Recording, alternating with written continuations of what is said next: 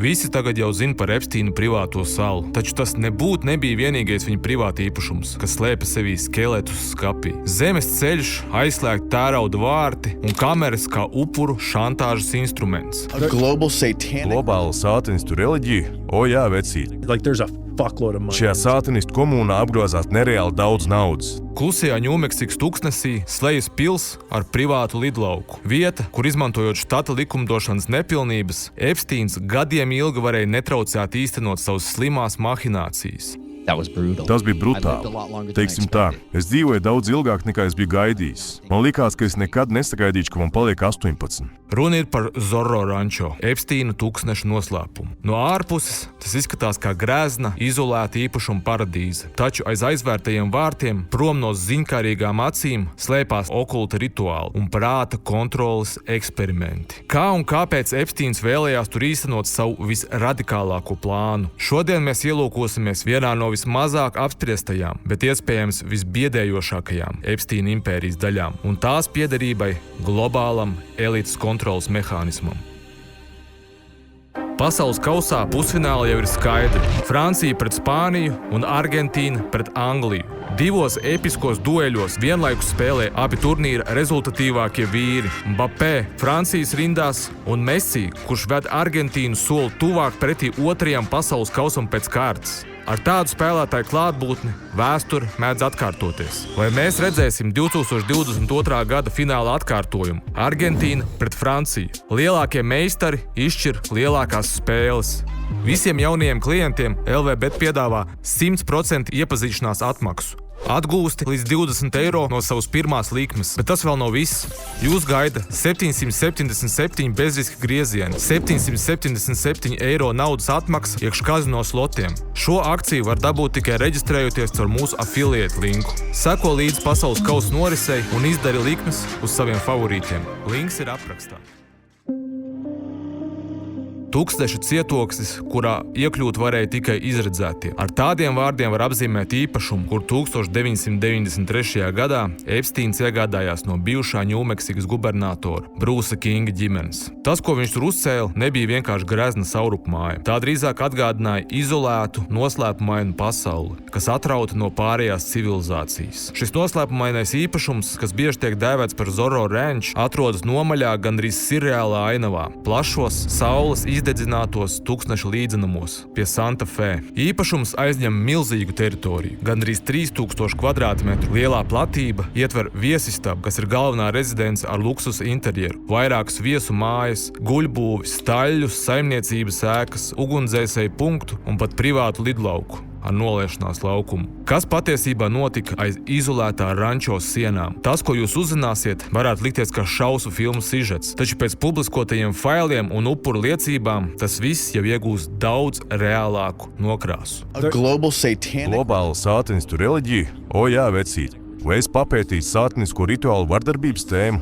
Tā tik tiešām ir tumša. Es tagad runāšu konkrēti par tiem, kas tās šausmas ir pieredzējuši un dalījušies ar savu pieredzi podkastos. Ir tiešām simtiem tādu liecību internetā. Nav tā, ka par to būtu runājis tikai viens konkrēts cilvēks ekskluzīvi. Priekš viņiem pat izveidotas speciālas atbalsta programmas. Ir psihiatri, kur specializācija strādāt ar upuriem, kas cietuši no sātanisko rituālu vardarbības. Tas ir tikai tāpēc, ka viņa ārstēšanai ir nepieciešama pilnīgi cita pieeja nekā vienkāršas vardarbības upuriem. Jo tas samaitātības līmenis un izvērtība, kas tur ir, burtiski bērnu spīdzināšana.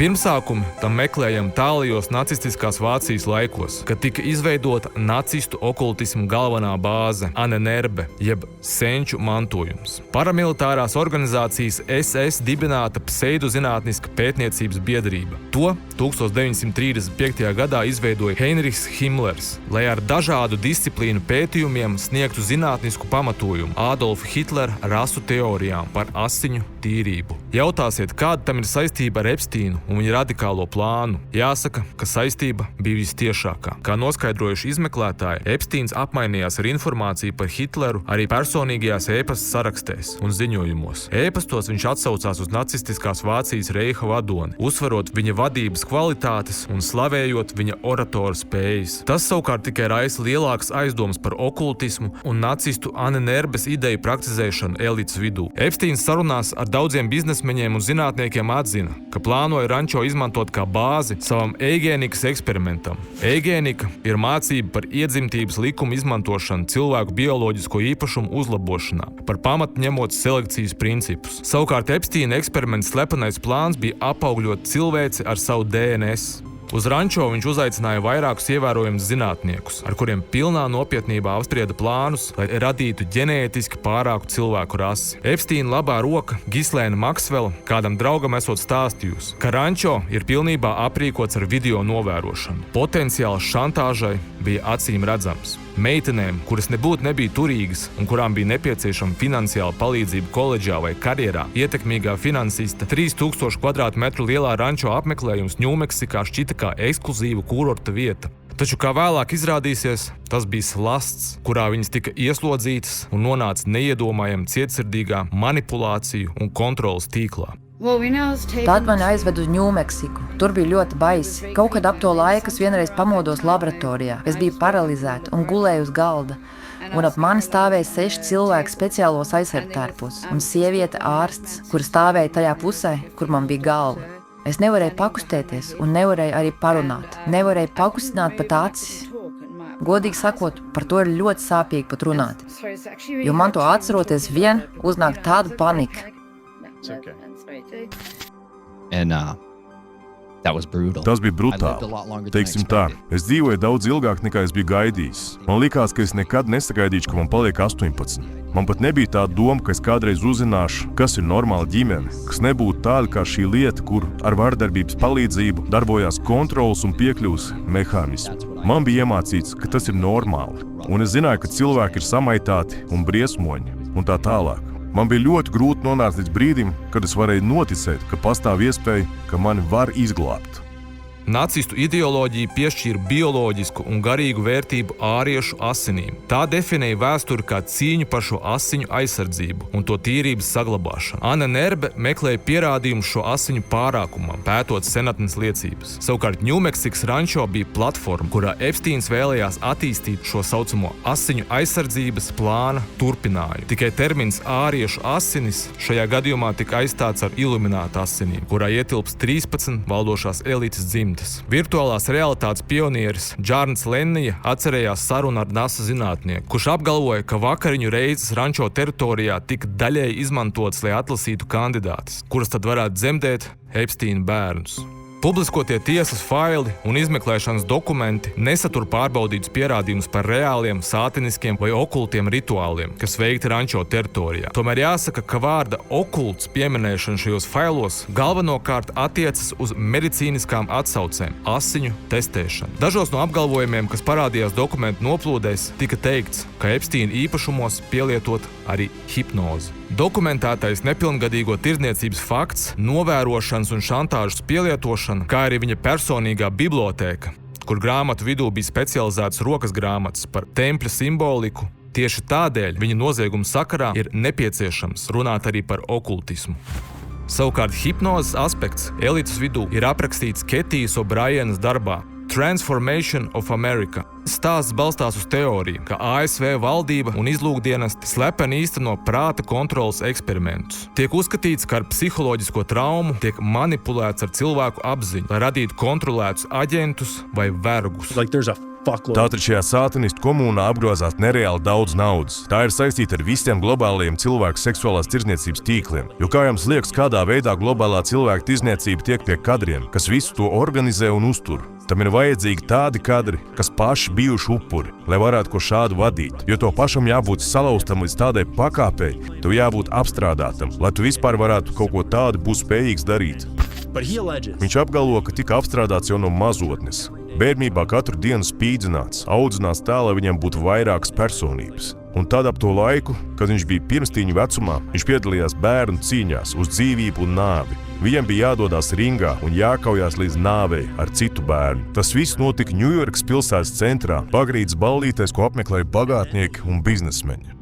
Tagad nedaudz pievēršamies federālajiem izmeklēšanas birojam. Te rodas jautājums, kāpēc viņi izvairījās no Zorro rančo un ar to saistītajām nelikumībām? Ne tikai juridiskajām mahinācijām, bet arī par to neprātu, kas notika rančo iekšienē. Lai arī zināms, ka FIB aģenti veids kratīšanu Epsteina mājās Floridā, Ņujorkā un Virdžīnas salās, tomēr vairākos ziņojumos ir teikts, ka federālās iestādes tā arī nekad nav pārmeklējušas Zorro rančo. Tas nozīmē to, ka viss, kas atradās tur iekšā, fotogrāfijas, dokumenti, datori, cietie diski, varēja mierīgi no turienes pazust. Drošības dienestiem to pat nepamanot. Viens celtnieks, kurš tur bija strādājis, apgalvoja, ka savrupmājā redzējis ierāmētas fotogrāfijas ar puskailām meitenēm, pozējot kopā ar Epsteinu un dažādiem citiem VIP viesiem. Viņš apgalvoja, ka visas fotogrāfijas no rančo pazuda ap 2005. gadu, kad pret Epsteinu tika ierosināta pirmā krimināllieta un notika tās izmeklēšana. Daudzi upuri ir aprakstījuši, kā viņi tika rekrutēti, sagatavoti un nodot tālāk ietekmīgiem vīriešiem. Jautājums, kas ir veicinājis gadiem ilgas diskusijas un spekulācijas, ir sekojošs. Kā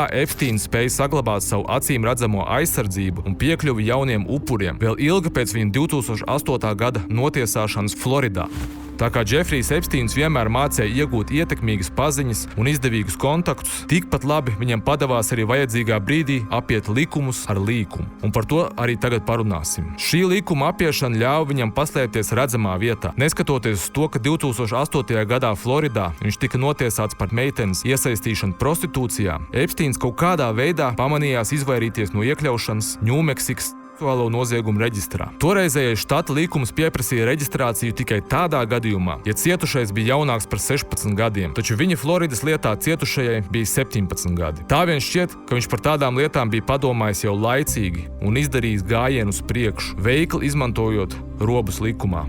Viens no publiski apspriestākajām Epsteina upurēm klajā nākuši tiesas dokumenti no Virdžīnijas Džufrī pret Gislēnu Maksvelu. Viņas lieta nostādīja Zorro rančo tiešā varmācības un spaidu midzeņa epicentrā. Virdžīnija stāstīja, ka viņa tika pieņemta darbā 16 gadu vecumā, lai sniegtu tur masāžas. Masāžas, kas ietvēra daudz ko tādu, ko sīkāk labāk neapspriedīsim. Virdžīnija atzina, ka viņa bieži vien arī tika fotografēta kaili un pat rančo teritorijā satikusi kādu ārvalstu prezidentu, kura vārds joprojām tiek glabāts slepenībā.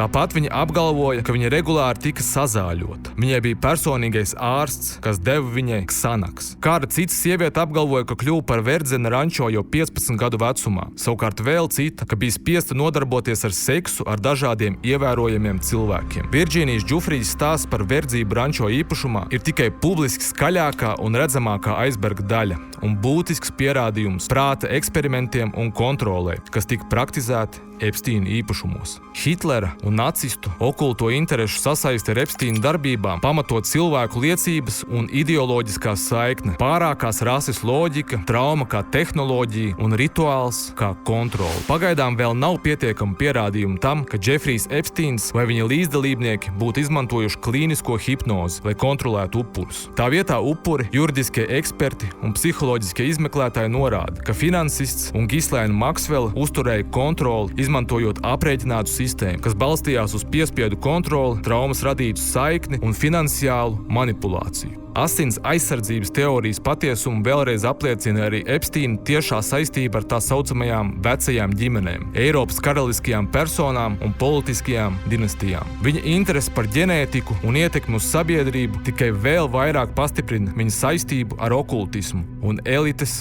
mašinēriju. Kopš Epsteina dokumentu publiskošanas intervijās O'Briena ir apgalvojusi, ka publiskie faili atspoguļo tikai lielākas sistēmas redzamo daļu. Viņa raksturo Epsteina darbību kā fasādi kaut kam daudz lielākam, kā publisko seju psiholoģiskās kontroles, šantāžas un okultās programmēšanas tīkliem, kas pēc viņas teiktā ir darbojušies paaudzēm ilgi zem dažādiem nosaukumiem un piesagiem. Vai Epsteina fenomens tiešām ir kas vairāk kā ietekmīga cilvēku patvaļa, un vai Epsteina impērija ir tikai senas elites mašinērijas sastāvdaļa, kura caur dinastijām un ietekmīgām personām paauģu gaitā turpina ierasto tradīciju sabiedrības zombēšanā, pakļaušanā un to kontroles mehānismu uzturēšanā? Kāds ir jūsu viedoklis par šo visu? Rakstat komentāros. Visu labu!